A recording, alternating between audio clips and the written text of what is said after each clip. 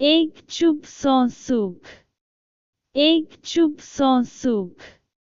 एक जमींदार था, एक उसकी घरवाली थी। घर में 2 जने ही थे। जमींदार खेत में काम करता था और उसकी पत्नी घर का काम करती थी। पति पत्नी दोनों ही गर्म स्वभाव के थे। थोड़ी थोड़ी बात पर दोनों में ठन जाती थी। कभी कभी तो घरवाली का बना बनाया खाना भी बेकार हो जाता था। एक दिन घरवाली अपनी रिश्तेदारी में गई। वहां उसे एक बुजुर्ग औरत मिली। बातों बातों में जमींदार की घरवाली ने बुजुर्ग औरत को बताया कि मेरे घरवाले का मिजाज बहुत चिड़चिड़ है। वे जब तब मेरे से लड़ते ही रहते हैं। कभी कभी इससे हमारी बनी बनाई रसोई बेकार चली जाती है। बुजुर्ग महिला ने कहा, यह कोई बड़ी बात नहीं है।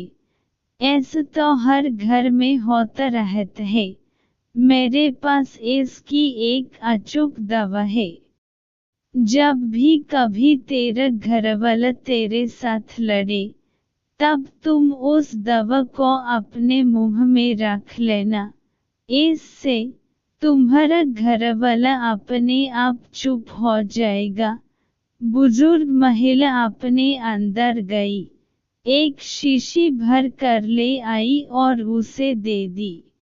जमींदार की घरवाली ने घर आकर दवा की परीक्षा करनी शुरू कर दी। जब भी जमींदार उससे लड़ता था, वह दवा मुंह में रख लेती थी। इससे काफी असर दिखाई दिया।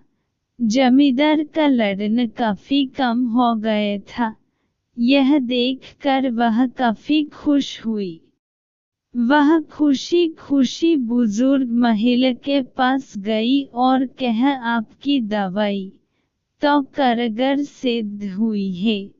आपने इसमें क्या क्या डाला है, जरा बता देना। मैं इसे घर में ही बना लूंगी। बार बार आना जाना मुश्किल हो जाता है। इस पर बुजुर्ग महिला ने जवाब दिया कि जो शीशी मैंने तुम्हें दी थी, उसमें शुद्ध जल के सिवाय कुछ भी नहीं था। तुम्हारी समस्या का हल तो तुम्हारे चुप रहने से हुई है। जब तुम दवा यानी कि पानी को मुंह में भर लेती थी, तो तुम बोल नहीं सकती थी और तुम्हारी चुप्पी को देखकर तुम्हारे घरवाले का भी क्रोध शांत हो जाता था। इसी को एक चुप सौ सुख कहते हैं। बुजुर्ग महिला ने जमींदार की घरवाली को सीख दी कि इस दवा को कभी भूलना मत और अगर किसी को जरूरत पड़े तो आगे भी लेते रहना।